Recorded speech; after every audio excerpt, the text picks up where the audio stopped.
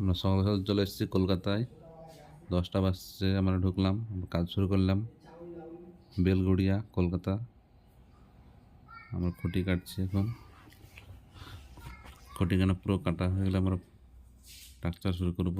আমরা ফল সিলিংয়ে এই ফাস্টনাটগুলো ব্যবহার করি, খুবই ভালো এবং খুবই মজবুত, বড়, ভালো টাইটও হয়। আমরা এই ডাইনিংটা ফল সিলিং শুরু করব।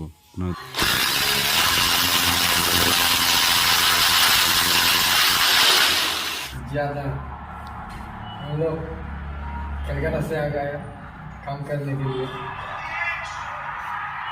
बेलघड़िया, कलकत्ता का बेलघड़िया।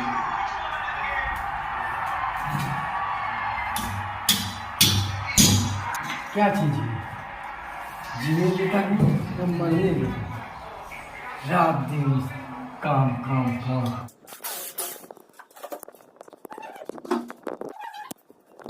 আমাদের এইমাত্র কাজটা কমপ্লিট হলো।